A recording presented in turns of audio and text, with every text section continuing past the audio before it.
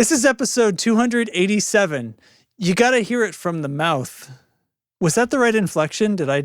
Yeah, you're good. Okay. Yeah. Can you believe 287? Look at us. Anyway. Oof, the gray. This time on the tone, dude, I cut my beard back a little bit ago, like a week or two ago, and the gray reveal I was not ready for. Oh, it was all in there. Anyway.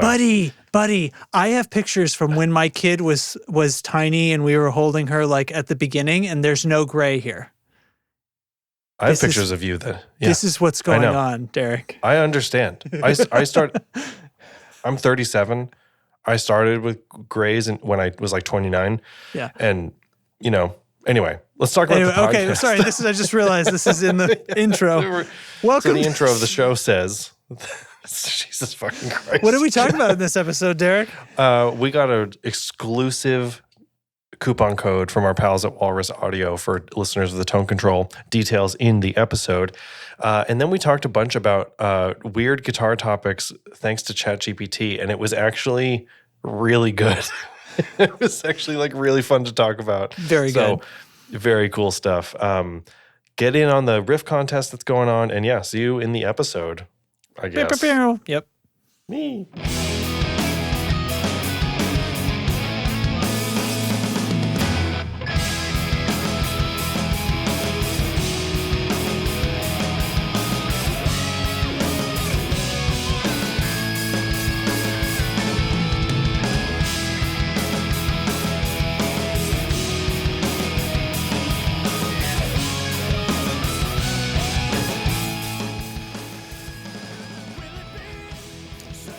Hi.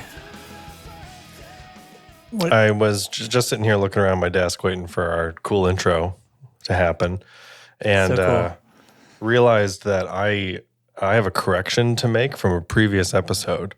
Oh no! What happened? It's not important. This is the 3D printing thing that I was talking about, where everybody was like moving away from Benchy and now making Bodhi the bench.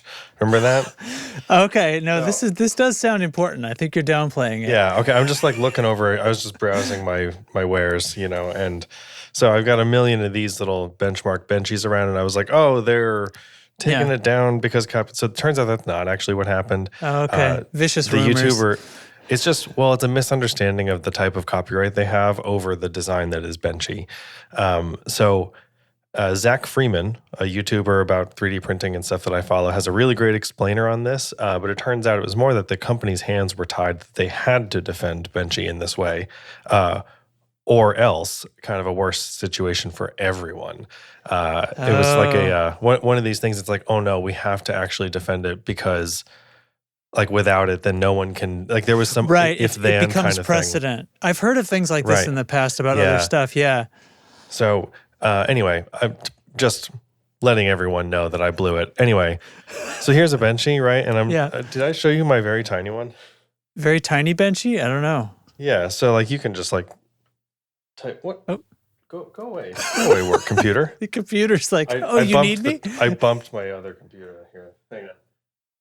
Anyway, so like here's a regular Benchy, right? Okay. Here's my very tiny Benchy. God. He's writing it. Look at this little man. How long did little Benchy take to print? The same amount of time, actually, because it's. I know. Yeah, it goes much slower, when it's so tiny. It's also completely solid. Like, there's no fill pattern in there. No. Wow. Okay. So, anyway, that's what's going on here. And then secondly, I said in Discord today that we were just going to blow everyone's nips clean off at the beginning of this episode. And I just think we should dive right into that. Let's just fucking hit it? Okay. Yeah, just fucking hit it. And then we'll catch up. How about that? Yeah. Okay. No, we're stinging it.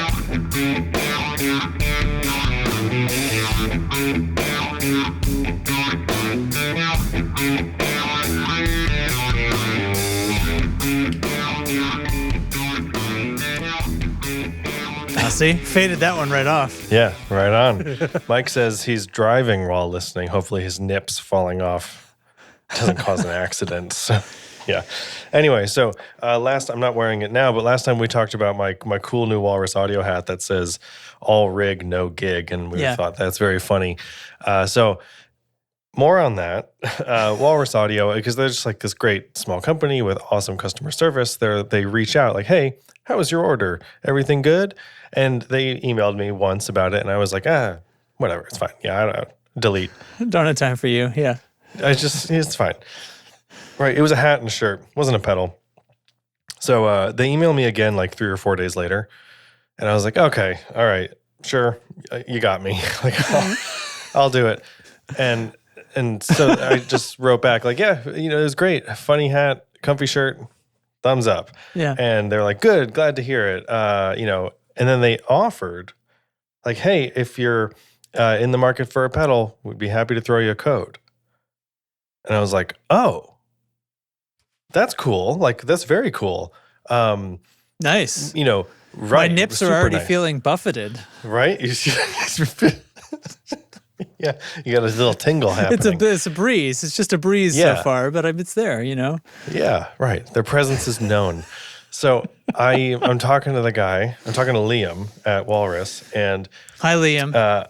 Hey, and I said, well, I shouldn't buy a pedal right now, thinking I just got this new Novo, and just not a great time for another indulgent purchase. I was like, but you don't really want to sink Liam's heart with that, right? Right. I'm not going to say no to it's a not code. your fault we bought this guitar. Yeah. Liam. So I was like, no, but I am actually the host of a guitar podcast called The Tone Control. And is there any way like we can extend a code like that to our small but mighty community? And they said yes. Yeah. With seemingly no verification whatsoever that we actually record this podcast. Yeah, they were like, "Hey, send us your stuff." So I just sent him he did. a link to our. Never mind. He did actually at least prove that we did it. Yeah, so I sent him our YouTube channel, and I usually have a lot more to say about the podcast when I'm pitching us to have a guest on or something like that. But I was like, "Hey, dude, I do this on every other week. We got some friends. What do you say?" And they were like, "Yeah." So we here at the Tone Control are happy to share that listeners of the Tone Control get a cool new. Walrus, what am I looking for? Oh my God, where did my email go? Liam, come back. Oh, never mind, everybody. No code. Derek deleted the email by accident. Nope, we got it. Okay. We got it. False alarm. We got it. It's back on. Okay, I wanted to get the total deal here. So, the first 50 people to use Walrus Loves TTCP will get 15% off your order direct from Walrus Audio. Wow. That code will be in the show notes.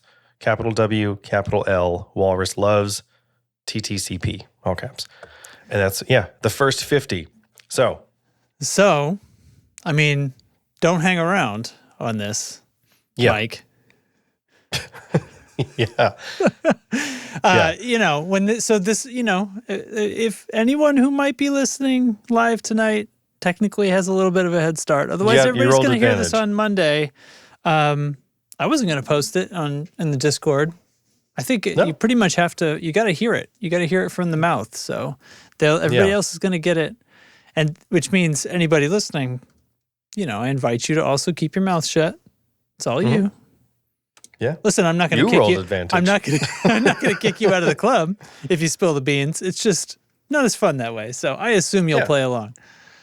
Anyway, that's pretty cool. That's pretty fucking cool.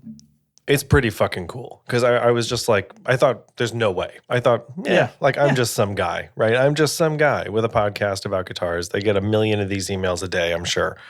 And I was just like, well, I don't need this, but can I pay it forward sort of thing? And not to make this about me, but I was like, what? Not to make this about me, but I did do it and then give it to you, and it was entirely done by me. So, but I didn't lean into the whole pitch deck of the Tone Control, and I was like, dude, this is the best. Thanks so much. And so big thank you to Walrus Audio and Liam over at Walrus for hooking us up at the Tone Control. Yay.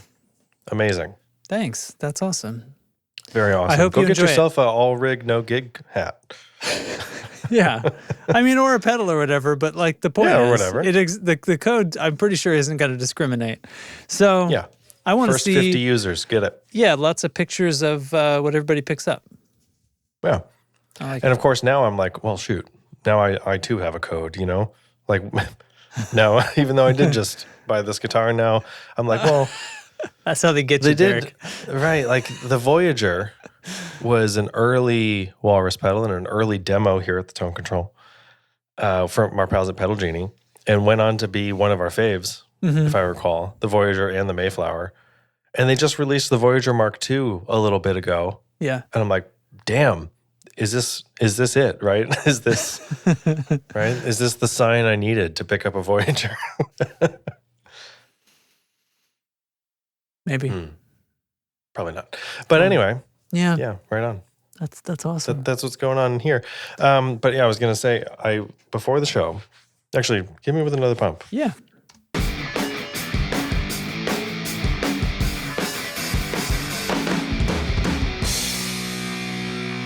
So with our chat about AI and ChatGPT last time, I got thinking about using that more for the show to help generate topics and stuff. And just full disclosure here. Like, because with this struggle that I face, that we've talked about a lot on the show, which is like, where's the excitement in more overdrives, at least as far as like wanting to hear news about it is concerned. There's more excitement to try those pedals out and play them yourself than there is to like read an article about it.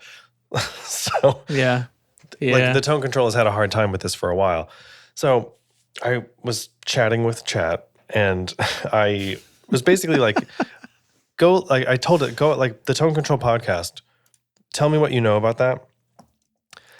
And it's, kind of went out and came back with a few things. And I was like, great, perfect. That's me.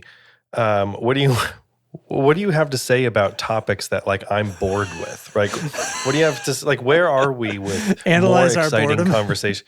Yeah, and so I have a few ideas here that I just want to float by you, and we can talk about them or not. But I was like, all these old tired guitar conversations like tone woods or string gauge or digital modeling. Blah, blah, blah.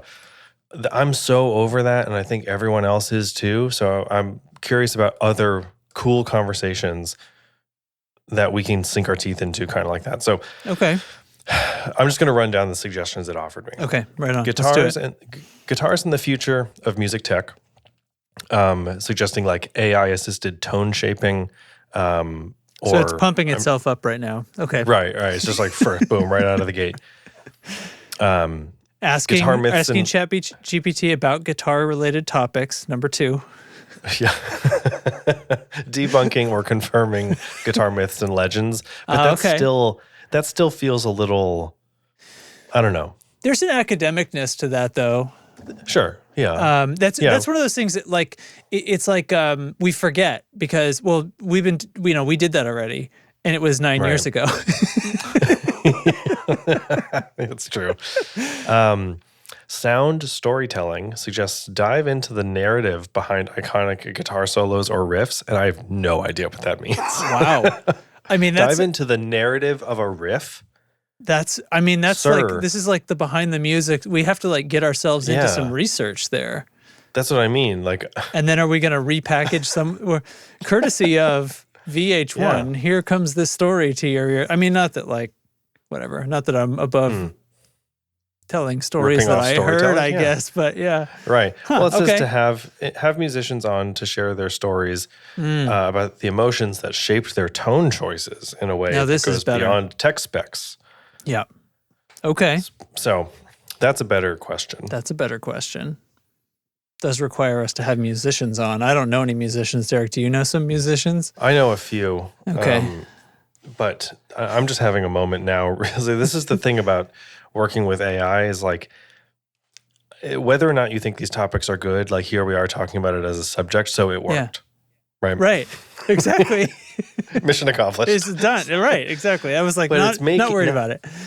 Yeah. So now it's making me think like, wow, I don't really approach tone as like what do I need for my emotional representation here? I think of it more like, what is what is the Derek sound, like my tone? And it's an identity. That tone around. Okay. I bring that tone around to whatever I'm doing. That's not always true, but I still like whenever I make a new thing in Helix, I always end up kind of in the same area, because it just sounds right to me. it becomes easier to achieve the tone in my head. Right.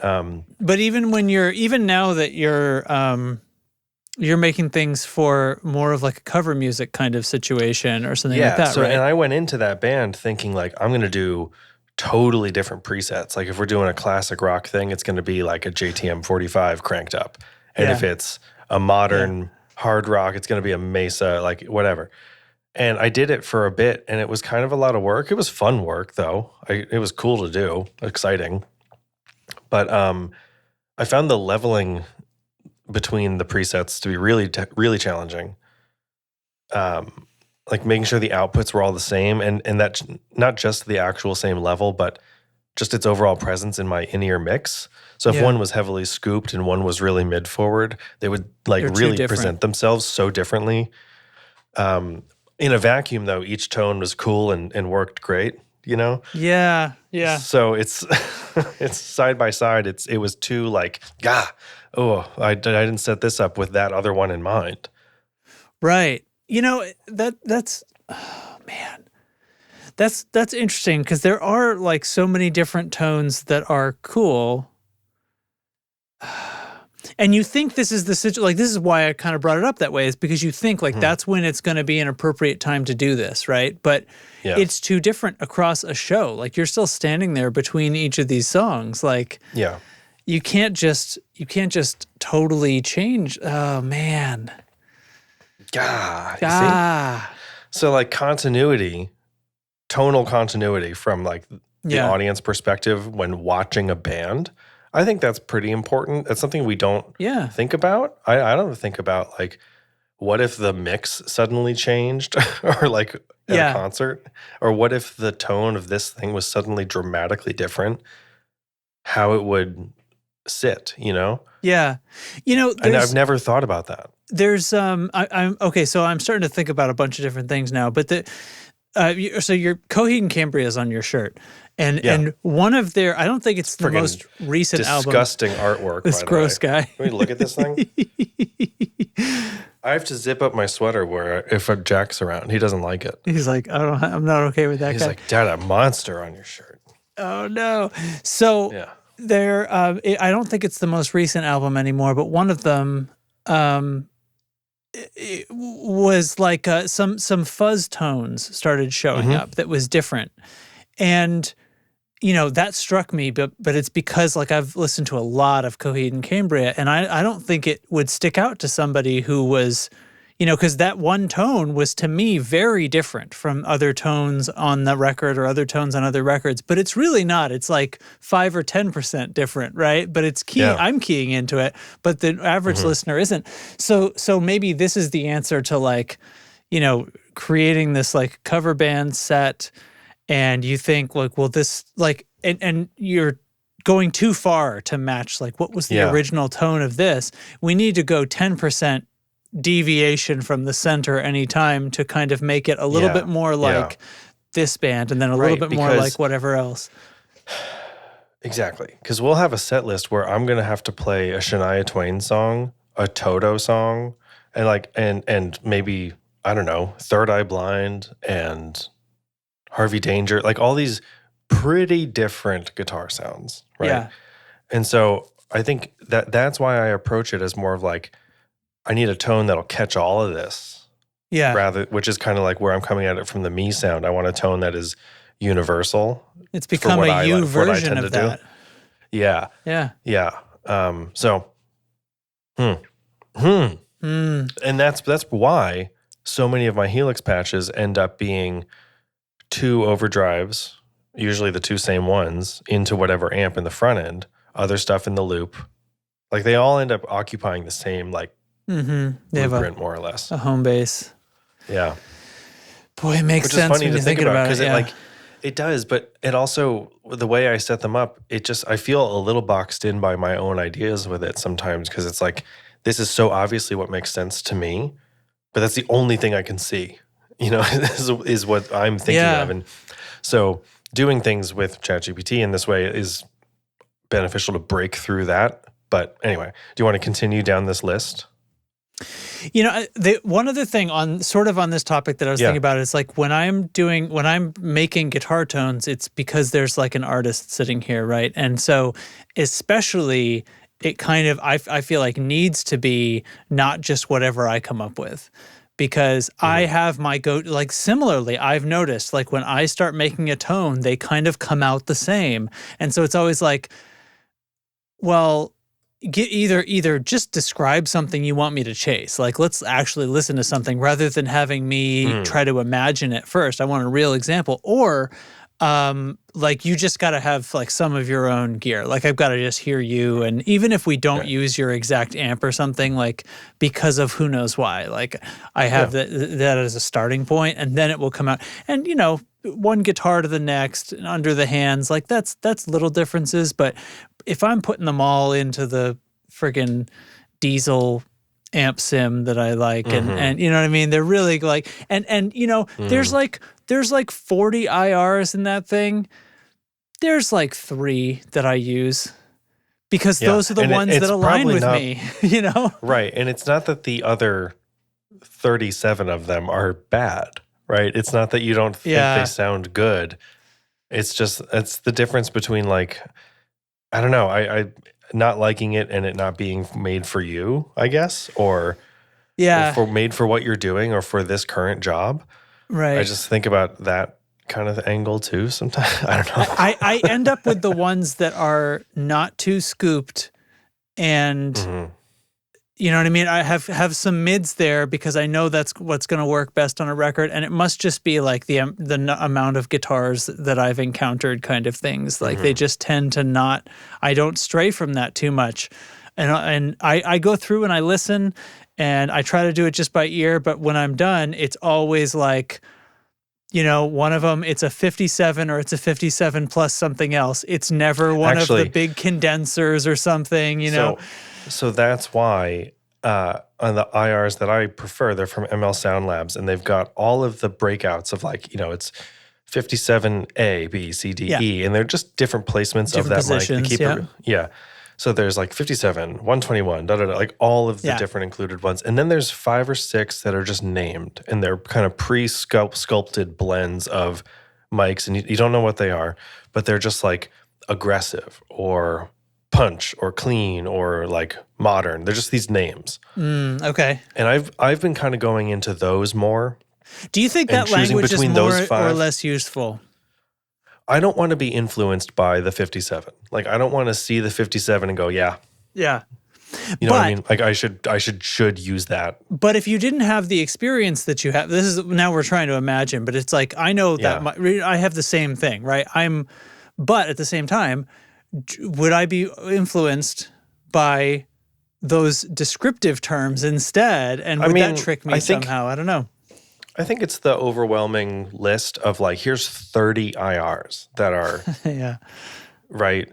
All these different mics and all these different positions, and you can add a few if you want. You can blend them if you want. Like it's almost too much. It's overwhelming to the task of scientifically comparing them all, so I can feel comfortable with like having made the best choice, all that shit. So I think it takes some of that heat off for me. And it reduces that to a list of like 5 or 6. That's much easier to comb through. That sounds right. I'm thinking about like how this list is done out. It's like the cabinet type, and then like the. I think it's like the cabinet type and then a number. But when I click on it, it reveals like what microphone and what EQ is used and a couple of other details. Oh, interesting. Okay. So like it's Angle XXL, Mesa, whatever, or whatever they say, American or something, English, which is a greenback 65, 412, but if I could exchange that for sharp 1 through 6, smooth 1 through 6, I don't know, would that be like a more cleanly uninfluenced artistic way of exploring them? Because instead I go, well, I know I typically like either the Mesa or the Marshall. And for some reason I never liked the Angle cabs, so I don't even look at those. Right. Do you want to have a blind study experience every time? Like, But if they gave me descriptors, I'm still not having a blind study experience, but I could think true. I would still have some experience with the software, and I would say, well, we're going for high aggression. So I'm going to go for the one that says sharp or the one that says aggressive or whatever. And then I'm searching through 1 through 6, right? High gain or I don't know what they're going to say, right? Rather than the one that says smooth, I'm going to pick for a totally different situation. I'll explore those 6 or something. Actually, this reminds me. I want to pull up my IRs from ML because they don't use the regular words. One other thing they don't use the words that are like boomy or harsh. They don't use those words. The other thing that I'm imagining, if I had this dream thing where it says something like sharp or smooth and it's 1 through 6, is those wouldn't be the same cab. It's not like there's one cab that says smooth, because realistically, it's probably the microphone has more to do with it, or the placement. If they put it at an angle to soften the high end or something. So smooth 1 through 6 might be 3 different cabs with a couple of different mics in different places, right? But they're the ones that came out sounding smooth. Those got foldered, That's what this is. Awesome. The ones that are named are blends. They're just from the designer. Nice. So this is the Mesa oversized cabinet, which they're just listed like Mesa OS 57A, 57B, C, D, all the way through E for each of them. So there's the, 7B, 57, 58, 121, 160, 184, 421, 906. And then, so like you've got 6 each there. Right. Right. Sorry, 5 each for all of those mics. And then we've got a few more that it's like almighty. Okay. And they're not going to tell you. They're just going to be like, try it out. Try it out, bro. Almighty, infamous, omnipotent, rugged, solid, supreme. Like these are different words for guitar stuff that you don't really hear. So here's a Marshall cab with greenbacks. These are just labeled mix A, mix B. I mean, that's really all you need. Yeah. That's great. That's great. Here's the Marshall hair metal set. And they're named like Crew, like Motley Crue, Jungle, Panther, Poison, Yngwie. So I think that's a fun way to do it. But like, who knows what's actually in those? Because it's not like they called those guys up. Because if they did, they would have gotten 3 of the same thing, and then one person said a slightly different mic position. They would have They would have had 1 IR out of all that, right? So I've just been kind of into that more instead of being like, because I'll see the 57 thing and I'll click it on and be like, yep, that sounds like a 57. And then I'll go, is it too nosy? Like, is it too 50? I'll just do that until I'm like dead. And I can't get out of that like hole, Yeah. So that's what makes me like prefer the broad name, I think. I think that's really cool. It's not like it stops me from finding a good tone if I have all the mic names there, but I try to just click while it's playing through and just kind of find. It has a thing where it will auto switch like on the bar line.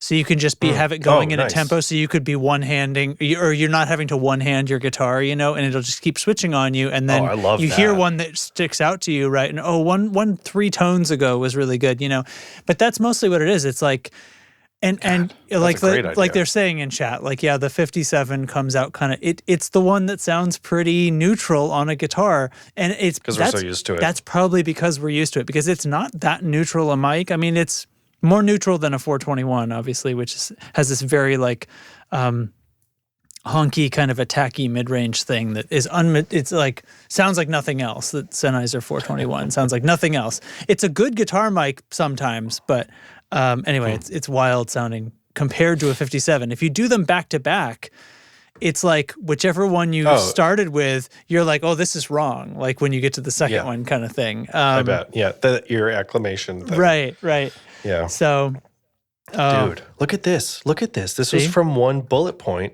on the friggin' tonal choices of Beyond Tech Spec. Whew. And I'm not even to the good part of the conversation we had yet. Okay, let me interrupt for 1 second, because what I've noticed is the live chat room has completely turned over and there's new people and they all missed the announcement we made in the beginning, but they're still here and I feel like they should get rewarded. I'm not. Are we? Are we that kind? I mean, Mike had the lead. I don't want to pull that rug out from under him. They turned up. That's true. We did blow it in the first 5 minutes of the recording. I said. You said be there on the moment, huh? What have we been going for? Well, shit. We're like 30 minutes into what the fuck is wrong with us, Derek?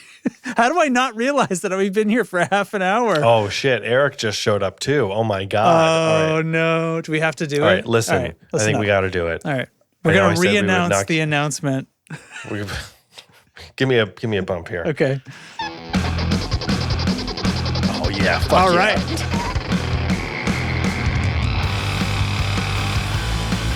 That's your nips flying off.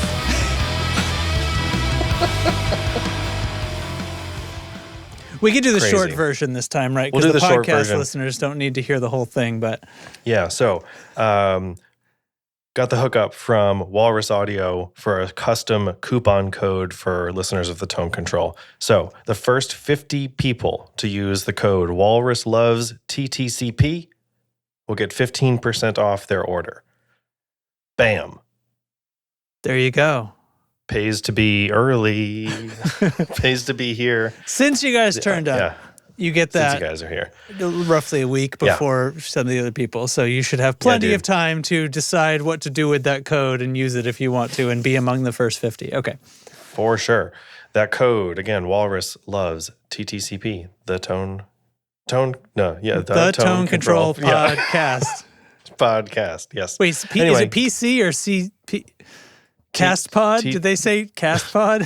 The Tone Control Podcast. Okay. Except it's just the letters. Yeah. TT. Eric's going to buy the Walrus. For I'd like 15% to order the Walrus, less. please. It's 15, right? Yeah, okay. Get yourself a funny shirt or a guitar strap or something like that. And, dude, we haven't talked about it, but they just put out some crazy new pedals in the Canvas series they did the tuner, and now they're doing power supplies in that series and stuff. Mm-hmm. There's a MIDI clock, like brain for your whole pedal board and stuff, as well as a metronome, like practice buddy tuner thing that has like ins and outs for practicing along with other stuff or other people. Neat. Wild. So anyway, back to ChatGPT. We'll talk about. Your tone gave me the impression there was going to be like a thing about that you were building up to. I haven't had a chance to really dive into like what those things are specifically. I just saw them kind of go across my desk, and I have been meaning to put them in the notes because I think it's like a cool guitar accessory change to have like a metronome piece of gear that's not just like a beat buddy or thing on your phone. Yeah, I like the various incarnations of the kind of practice tool things and stuff like that. It's cool. So what's our next thing? We continue with ChatGPT saying it offers like, talk about the art and design of guitar, cultural context of the time. 60s guitar culture. Sounds like they're goading me into talking about Gibson. So guitar culture around the world. I would be very curious about that. Made me realize that like American guitar culture is so deeply rooted in like vintage and like the 60s and like 50s, 60s, this sort of very specific time is very like a sacred era for so many big brands and stuff. Well, we say like Western guitar culture in that because in the same way that you say the Western world, which includes like, England and because you're talking about the 60s, this is when it all merged, right? And became adoptive. And this is one of the flaws like with the generative AI that we were talking about last time. It's not doing. I haven't checked the please research this box, but I did check which is a box. I did check the please reason this box where it thinks first before it doesn't just start with half words and see where it goes. But it does generate its own thought, and then I can read the thought as well as the output. But anyway, it's cool. Sustainability in guitar making. We talk about that sometimes if it's a cool thing about in the gear news, like recycled materials and stuff. But I don't know or just woods that aren't farmed anymore kind of thing. Sure. Yeah.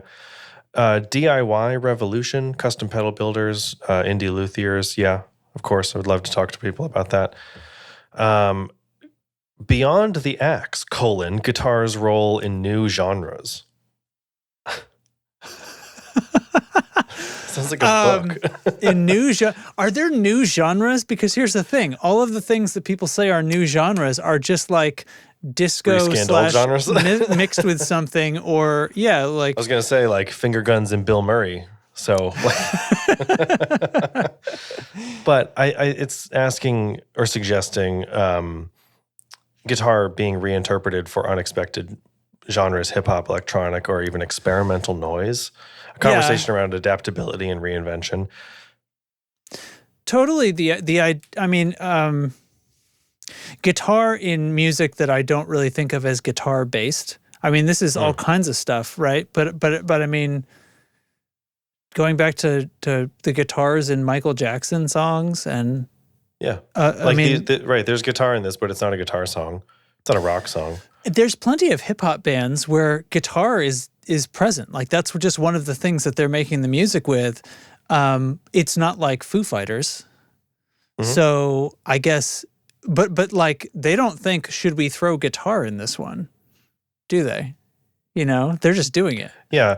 I've seen some other musicians popping up on like Instagram and stuff and Twitch and places like that, where you can tell like their focus is being a musician and being like a music creator and not being a guitarist. Like a guitar is just one of the things in their toolkit. Mm-hmm. And it's just a different way of approaching the instrument. Like I went all in on guitar only, and I'm curious like if that's what leads to the more like gear interest and focus later on or not. But I think like that conversation about like I know how to play guitar. I want to record this song, so there's guitar on it then, even though it may not necessarily require it as like in service of the song. Do you know what I mean? But that's your tool though. Like if you grew up being somebody who switched instruments all the time, it has a totally different, taste. It's like, it's not,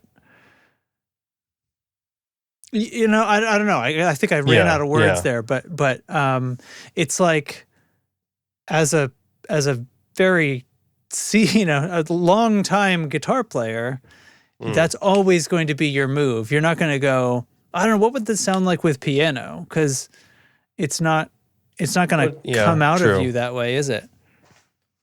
So I asked for more examples of topics like this because I felt like we were starting in a direction that was positive for like curious topics that I had never considered.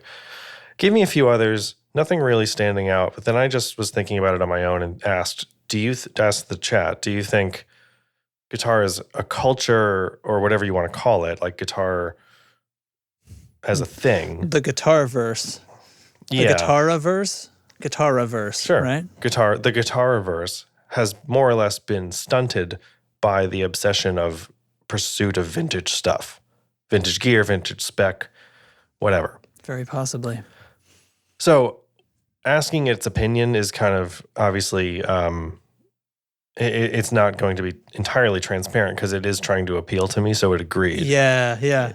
But I did think it brought up some interesting ideas. The cons against it are the things we've heard. It's just like the old equals better thing, like obviously not true. It prices people out in a gatekeepy kind of way. Lack of innovation from big brands. And I was like, oh, okay, that is worth something. That's why it gets funneled into the not big brands, right? Exactly. Right. And that's exactly the thought that it went on to say, basically. Right. And that pairs with the next bullet, the fear of the new, which is when these smaller brands are coming in and picking up that slack and keeping things interesting. Like these Novos, this one back here, the first time people see these, they're like, what the fuck is that thing? They're I'm not prepared. They can tell it's nice and they can tell they like it. But they don't know why yet. They're like, whoa. And I felt the same way when I saw them. But, Fender wouldn't put out a shape like that, not anymore. No, because it's dangerous for them to.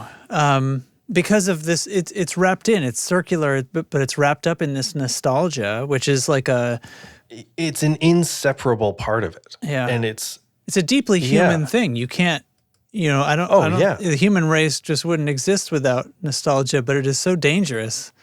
It is yes. And so I was just thinking, like, with the modern electric guitar, the history of it, we can so clearly trace, right? How much of it has been held back by trying to keep this golden era, like, perfect, right? To carry that forward. But, like, we don't have that. And I don't know. We're on this other golden era now of, like, zero barrier to entry. Yeah. So I don't know. Are we siloed a little bit, you and I mean, in like the fact that we do this all the time. We have this conversation and we have been ignoring essentially guitar news for a long time now. Like we did hundreds of episodes, 100 episodes of that, and then we were just like, well, another Tube Screamer and then et cetera, ellipsis. So we may be siloing ourselves too much. We have our little Discord here. Yeah, I think for sure we are. But it's not to say that I'm still looking at the guitar news outlets every week.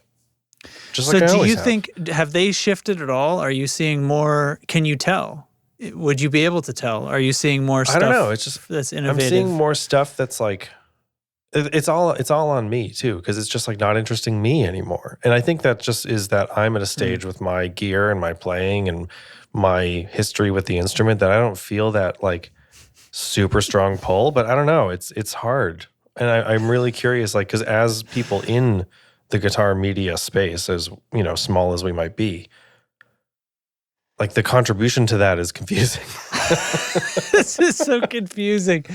I know what you're saying, though. Like it can be all of these things at the same time. You get to the point where your guitars are working guitars, and this isn't to say like it's not. I don't mean there's like a threshold of greatness, and no longer are you a hobbyist. You know what I mean?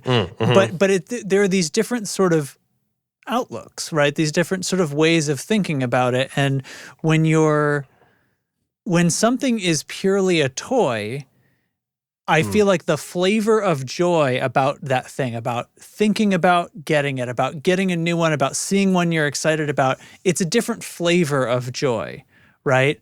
And I'm interested, Eric, to know what you kind of think about it, because especially like it is literally a tool. I don't know. What can I say to Eric? Like, is a guitar exclusively a tool to make your living at now? You know what I mean? How far into being a professional guitarist do you still have some of the like toy flavored joy in that? Oh, yeah. You know what I mean? Gosh. I mean, considering how much Eric and I talk about gear, right? I think I would imagine he gets both still. But feels that way more towards his acoustics a bit more. Is that because you have more miles on them, you think? Or they get more stage time and stuff? I'd be curious about that too. Like if it's just hours spent or dollars spent or both. But the lack of interest I feel most of the time in new audio gear that I see, like people are making new audio interfaces and crap like that all the time. And it's like, I could pretty much not care less. Right, because what is left to solve for you? Right, I'm not, and as soon as I need something different for some reason, but like that's not what's going on, right? So it's just totally uninteresting. But this isn't artwork in the way that a guitar is also artwork, right? So it's not really the same thing, It isn't. I bring it up just quickly to just bounce off that and be like, I understand that feeling in the sense that like the physical craftsmanship of that thing. It's like that's not what's going on with this kind of like studio hardware crap. I still feel like it vaguely applies, but guitars do occupy so much more than that. Even for somebody like who's using them as your profession, like there's that'll be part of it, but there is still, there's still art. Dang. So. Yeah. At the end of that list of things, it gives me like But don't feel glum. Like but there's hope, it says. It's still kind of like talking about, it knows I'm doing the podcast and stuff. And it suggests if the guitar reverse started today, what would it look like? How can you do that, though? Okay. Go on. Cannot. All right. What? And it says, and imagine a world where vintage gear never existed. What would players actually want? And this is an impossible question because like it's a time travel paradox, basically. Like we cannot start. Like, would we start at the log? Would someone have made the Les Paul? Right. Well, it's just like evaluate or extrapolate culture from this point, except what do you mean from this point? Like this point was an extrapolation of it was a observed extrapolation of culture. Mm-hmm. What do I even say to that? I don't know. You stupid machine. Right. And so not a hallucination, but like huh? What? Wait a minute. Swung wide there, buddy. Yeah.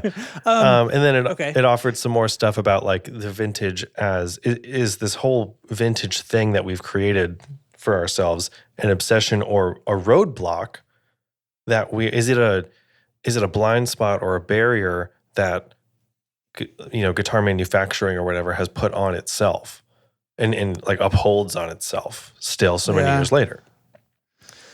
How long, I'm curious now, how long it will be before we see interest in these super vintage spec things just disappearing, right? Just aging out.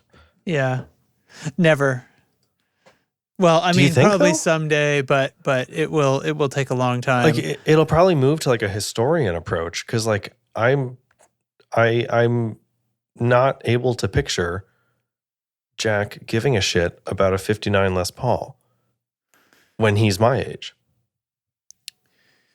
Yeah, 59 Les Paul. Because it'll be 100 years later. Fuck. Right. I think there's a few things. For one thing, the technology and the ability, like the age of our society is better suited to preserving things like a 59 Les Paul now than it would have been for an 1859 whatever. Martin, I don't remember when Martin started. You know what I mean? But because we can all communicate, essentially, is what causes everything, all the other things to develop, the facilities with which to preserve these things.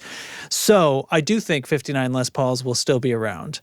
And it'll still because they happened when they did. It'll still be important. It's almost, it's like, we can talk a lot of shit, but, forgetting history, doomed to repeat it, blah, blah, blah. Okay. That's a great point. But it says, like in synthesizers, vintage gear is cool, but nobody's out here saying that a Juno 60 is the only way to make music. What the fuck? Right? There you go. There you go. Yeah. Okay. So Alex said, just sort of while we're in the middle of that thought, if guitar, hi Alex, thank you, this is good. If guitar was invented today, the tuners wouldn't be on the wrong end. Okay, so here's something. So zoom back to like, what if guitar verse started today? From a technological standpoint, yes, there are things that could have been avoided. The guitar, the tuners being on the end was like a mechanical necessity. That doesn't have to exist if we started it now. If we started it with the technology that we have now to build the Evertune bridge and stuff like that. Would we have made them out of wood in the first place? Like, would they be carbon Would we not fiber? have tone woods because it didn't matter and we weren't emotionally attached to that? Right. If we were making, you can't really talk about this because it's like, let's not advance tech in this one sector. But it's, would we be concerned about tube-powered amplification if starting amplification today? No way. If modelers and tubes got created at the same time and they were both trying to sound like each other, which would people favor? You know what I mean? How would they know though? But they wouldn't need to know, so there wouldn't be an issue. I'm having the paradox of like, it's 1963. Someone's sitting in their living room with a Helix. And they're like, what is this 59 Bassman? What on earth? So they still have the same names. I love the cartoon you've just painted. So in that world, okay, so if we're extending this to amps, then I mean, obviously, like, tube amps are horribly flawed. Yeah. In so many ways, and I don't mean it's the flaws we like. No, I mean they're heavy and they break, right? Yeah. That stuff, nobody needs it's heavy and it breaks. I went to visit with... Nobody picks up... I saw this earlier. Nobody picks up a tube amp and goes, I love how heavy this is. I know. I had an Ampeg V4 that was, I think, from like the late 70s, and it for real weighed like 84 pounds. It's a fucking dinosaur. I think a Fender Twin is like 75 pounds. Yeah, it's outrageous. I went to visit, this is a few weeks ago now, actually, but I went to visit with a band to sort of hear and get to know their stuff ahead of doing some recordings in their space. And like, we will be using their tube amps. Like, I can see on the guy's face, it's not going to be done another way, right? And they're this big and they're that loud, you know, and there's two of them, and there's a power amp, or there's a preamp orange feeding a power amp orange into two cabinets. And that's the thing. So I'm like, okay, so we are buzzing, we're rattling the frames of these things. That's the sound. That's awesome. See what I'm doing, everybody? But it fucking didn't work. Okay, so I turn up on the day. This is what I'm saying. He turns it on and it sort of hums for a second and then goes out. Can't figure it out. There's the fuse isn't blown, and so it's like, well, shit. You know what I mean? Yeah. And so then we transition to this other thing, and it's like, only 100 watts, and it was like not doing it on the day. But whatever, I got the gist of it. But that's the thing. So if they get created together, like, there's no way it wouldn't just be that, like, here's an inventor or two inventors that in parallel created two ways to achieve the same sound. One of them is actually electrical in glass, making this thing that's going to do this to the voltage, and it's going to sound like this. And the other one is emulating that same sound, or it wouldn't necessarily be called that, right? But they're creating it through software and stuff. Okay, great. Assuming that could happen. One of these, like the heavy one, obviously doesn't succeed because it has these obvious mechanical deficiencies, not sound deficiencies, just it breaks sometimes. So I got, I was chatting with Jack Stolz from Too Late the Hero, like last week. And he sent me a video of him playing guitar into a 4x12, but it was like with some amp IR loader thinger pedal from like Moore or from Joyo or one of these. Okay. So a power amp and a pedal. Yeah. And it was like a sub $100 IR loader type of thing, like a real budget Amazon Basics type of thing. And he's like, this should not sound as good as it sounds. What the hell? Like, could you imagine? And the conversation turned to like, could you imagine if we had this when we were kids?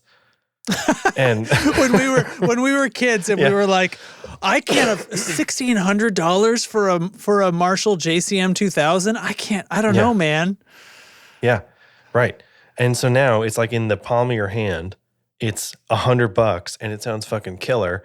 And certainly enough to do what it's loud as fucking balls. So, but I thought of it then, like my old man yells at cloud about this was, I don't know, cutting your teeth on that era of like having crappy gear is it important? But now no gear is crappy. All gear is amazing. So where are we with that? Was there a middle zone? Okay, because I can remember, my dad telling stories when he was a kid, and like the amp that the Fender Champ was a new amp. That was the one that everybody tried to get. That's the one you could overdrive and stuff like this, right? The transistors didn't exist, and so all the gear kind of had to be at least this good, right? And then and then things start to change. New technology comes around. There is this middle point in like the 80s and 90s and 2000s maybe where crappy gear is available. It doesn't mean the good gear isn't, but there's this new cheapening of there's a whole other tier or multiple tiers down there where it got crappy. And then it was like, well, now you can sure. I mean, Marshall makes this $200 solid state guitar amp, and it's got the gold finish on the front, and it says Marshall, but it's like it's not the thing, right? You got to pay. It's a little different. Yeah. Right, exactly. Subsidiary. Yeah, it's it's like, no, I mean, it's actually Marshall. Like they made like cheapy little things. I'm saying you're buying a genuine Marshall, but it's not the big thing, right? And now, it's like the current production AC30 is made in China. Like the regular one you can go buy today. It says Vox, but it's import. It's new production. Yeah, they're not made in England anymore. And if you want that, it's a custom shop thing. But anyway, go on. Right. But Vox also, I'm sure throughout the decades has made cheapy little solid statey things that it's selling on its name, not because they sound even remotely the same. Like it's not just a matter of this one isn't billed as well. This one is not even remotely the same object, right? But then we swing around. Now the technology has shrunken so much and turned into microchip form, and then that percolated for another decade, that now it's like, well, you pretty much anybody can get one of these little chips and put it in a thing and then slap your own label on it, and suddenly Jack's playing this $100 thing that sounds pretty decent, all things considered. So have we gotten out of the valley now? There you can't, because how could you sell a piece of shit Vox in name only amp if this little $100 thing exists? You're out. You're out of the market, man. Only good gear now. All gear is good now. You heard it here first. So to wrap this up, and we can get to thing of the week here in a second. Okay. It suggested like maybe talking with a younger player about their perspective on some of this stuff. That sounds like a kid. I don't know if I want to talk to a kid. But so part of what I was talking about with Jack, not my son Jack, or friend Jack, was like try finding any young player now and convincing them they need a tube amp. Okay. I bet that doesn't exist. And if it does, it might be out of what is nostalgia? What is the like, oh, tube amps are the way it's been done, sort of traditional guitar brain thing. Yeah. But they couldn't possibly approach it with the same like, now I'm upgrading, right? I don't know, because like you learn, you enter this guitar verse and it's set up this way. Right? Of this whole like the vintage push, all of that previous stuff we were talking about. So we can't answer, right? Can we? You're right. So you're absolutely right. I thought of this like, I would love to talk with someone who's been playing, who's much younger than me, who's like really invested though, and in stuff like gear and stuff like getting like that early addiction you have with this kind of thing. I want to talk to those people because I'm really curious if they give a shit about gear at all.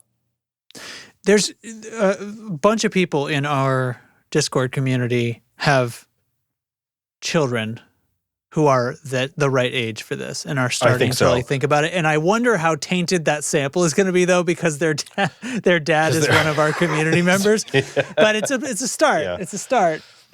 Yeah, I think it's a really interesting idea anyway, as far as like, what are you considering important in your pursuit of the studying guitar? Like, is it strictly about playing for you? Is it strictly about like songwriting, or is it like where are you going with this? And like, how do you view what we're so tired of? And just the sort of more narrow question too, like literally, what do you think of? Like, what's tube amps to you? Is that a tier thing? Is that if I could afford that, wow. Is it like an achievable? Or is it like cool if you see one in the sense that, wow, it's a real one. But anyway, and then you move on with your life because you don't have a tone chasing attitude toward that thing. It's just like kind of a cool old thing. Oh man. This has blown my head wide open. And so a minute ago, I was going to say, when you mentioned that you had been working with this band and they had this like rig that's like, this is it, this is the rig. I'm excited about that still, and yet I'm going to bring my Helix to rehearsal next week. Yeah. You know, like I'm excited for both. They both can coexist. And They can. They can. And I think part of this like oversaturation of guitar stuff, like the guitar culture problem, is the constant like, nobody says this, but a lot of it's framed in the you gotta pick kind of way. Yeah. Even if they're funny conversations around it, that whole like, if you had to have one, which is just such a dumb, I don't know, I'm getting on my soapbox, such a dumb way of thinking because you don't actually have to be that way. Yeah. I play my Helix into my tube amp, guys. Guys. It's a vortex of self-deception. Specifically about this thing where it was like, we're going to have to record that guitar rig. It is simultaneously not because I couldn't get a satisfactory sound out of a modeler if I needed to. It is that because I could, but it's an emotional thing for the player, which is, even though like I can say right now, that's an emotional thing. Like we could totally get a great tone. Only if he didn't know somehow would that be a fair thing to do. You know what I mean? Because because that's not nothing. The emotional part of it, of playing the music and making the recording is part of it. Okay. And then, but then I circle back. I'm committed to it. I'm like, we should definitely do this for both of these reasons, because he's already got the tone right there. He likes it. Yeah. He's attached and he likes it. And you have the means. And I have the means and then if I were going to try to do it the other way, just to save myself the hassle of the microphones and the loud noise and having to deal with being in separate rooms and stuff, and just do the but we don't even need headphones because we're doing with modelers. The convenience of that also comes with all this tweakability, which is like, but I have the tone already, right? So now we're going to try to tweak, and it's just like a little bit 5% more, and then it'll be a little bit more like that. Have. It's done. Yeah. Right, exactly. And I'm going to record it, and that's what I'm going to have. And if I want it to be different, I'm going to have to do some EQ on it, but I can't go back. I can't go back and pump it through the amp again. I'm not going to DI that shit, because that will give me this option that, what if I then go rely on that option? What if I go and reamp it? So this is like commit to the sound on the way in kind of thing. Fix it in pre. It's fix it in pre. It gives you the freedom of not being able to have freedom. It's like it's going to save me so much time. Honestly, it is, and I think it's just not what this project is. This project is recording live amps. Yeah. The sound is particularly raw and intense. So like if it's imperfect, that will be good, right? Awesome. If it buzzes and there's a couple of notes that buzz the speaker more than others, that's good. That's part the vibe. of it. And I'm going to hear that and not be able to change them. And therefore, I won't worry about changing them, and that'll be very freeing. So, if it was a modeler and this modeler reacted so that like this chord was buzzier than the other chord, I'd be like, oh shit, and I'd be tweaking that, trying to smooth that change out because it's in my control, because it's something I created in a modeler. And if it just comes out of a speaker that way and it's like, well, this was the rig and this is how it happened, it's like, great. It's like the thing that I'm looking for when I hear like a vocal, when I hear Adele's vocal. I've talked about this so many times. I'm sure people are sick of my shit, but like when I hear it's been a long time, you can say it again. When I hear Adele's vocal on her record being distorted, and I'm like, God, I wish I had the fucking balls to do that on a record, because I don't feel like I've earned it as a mixer, for one thing. But like, somebody would see that as a flaw. They'd see it as a mistake in your approach. Yeah. And it's like, and it's a little bit like that. It's like when this is, and it's like, but that was the rig. That's what happened. This guitar cabinet vibrates when he plays the B on this particular guitar, and it doesn't on other notes. So it sounds a little different on that chord. There's nothing I can do about it. Sound, baby.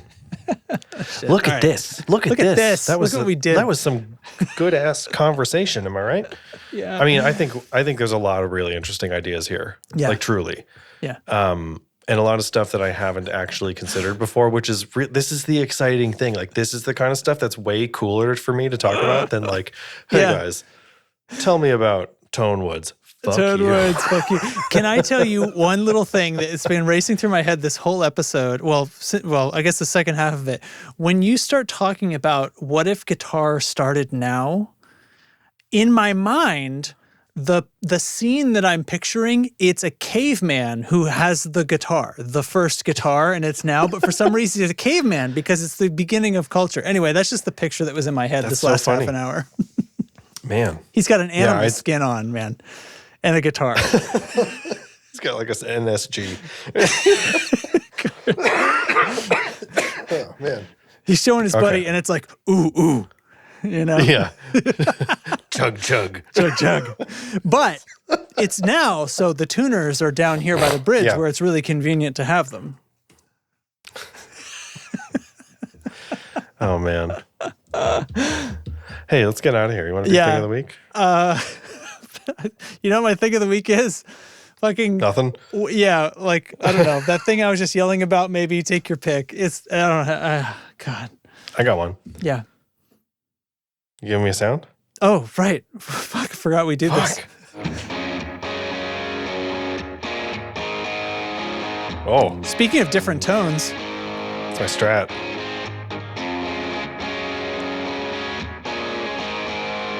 Gotta be. Gotta be. Is it weird that I think I can tell that by the way it buzzes? That's what we were just fucking talking about, wasn't it? Fuck, man. Fuck. Okay. My pick is obviously the new Ben Kenny album.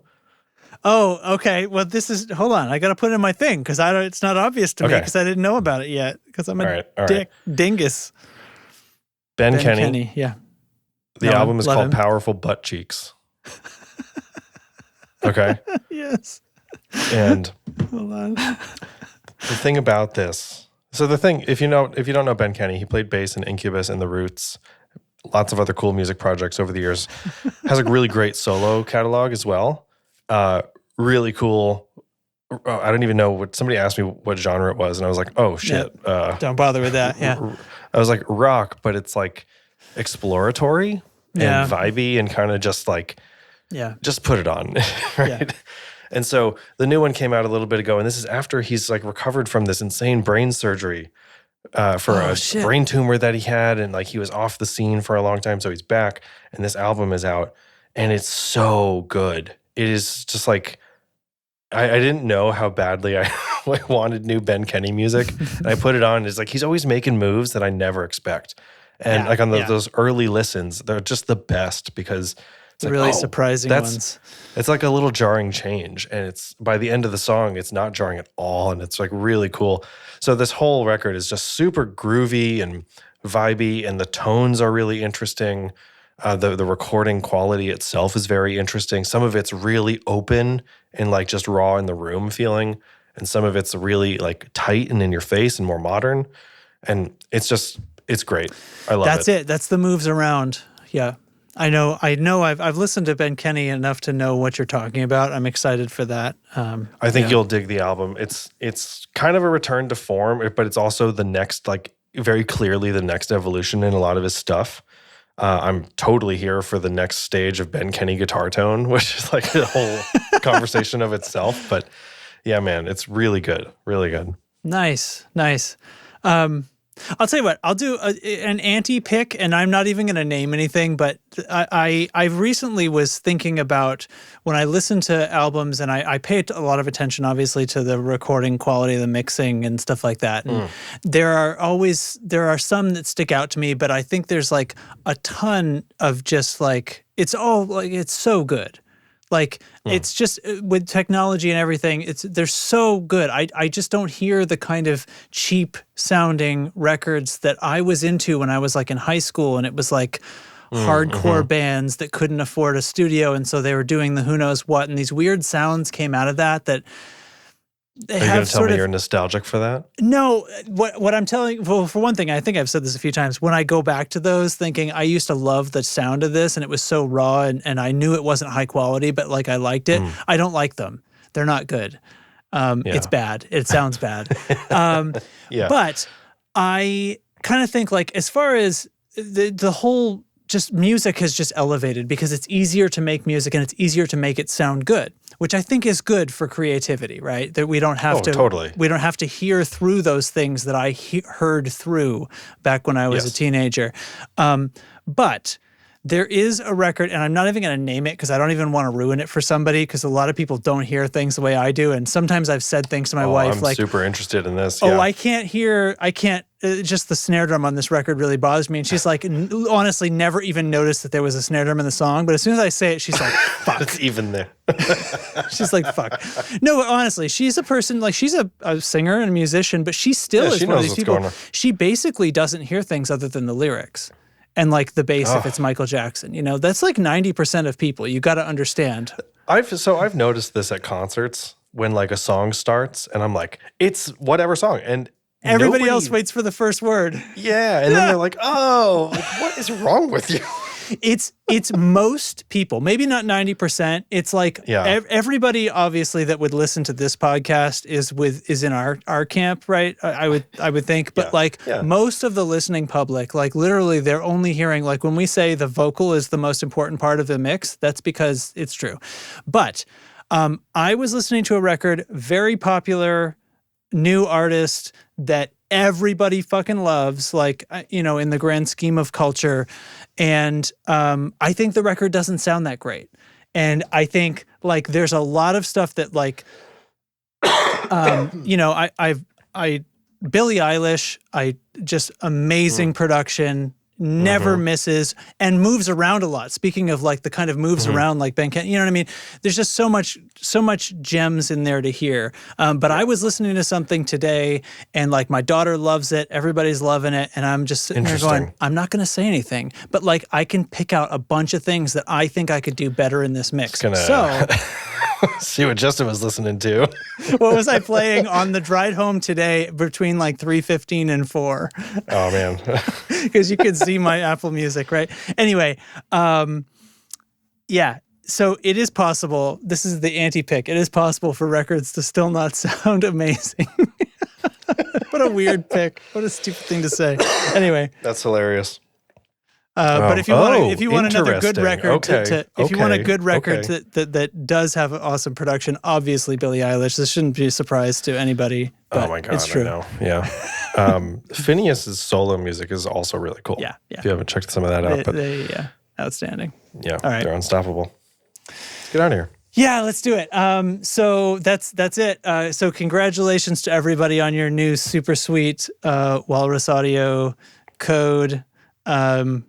Which is in the show notes. We've said it twice already. You don't need us blathering on about it. Yeah, it's in the show notes. It's in the 50, show notes. So get on it. Yep, get on it. When you hear this, probably a few of them will be gone because a couple of people heard us say it live. But they'll be, whatever. 50 people didn't hear us say this live. So you're fine. You're fine. So, and there's a riff contest going on right now. I believe we will be calling it the next time we record, right? Or are we doing it another week? I think you are correct. You have like a couple more weeks to get that in.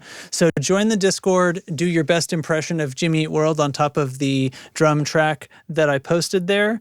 And a random person will be drawn from that to receive a prize. Have we decided the prize yet? No, we were asking for suggestions still, right? And I've gotten a few cool suggestions. Yeah. But yeah, we'll figure something out soon. We'll figure something good, and then it'll be worth your time. Like it's going to be something so significant enough to put in your effort. Yeah, it'll be a cool one. We're looking at things like guitar cases and pedal boards and just like that level of stuff. So get on it. Yeah, get on it. And yeah, it'll be a lot of fun. It's cool. And that all is because of our Patreon supporters that we can do fun things like that. And we don't just sit here talking into the ether and nothing else.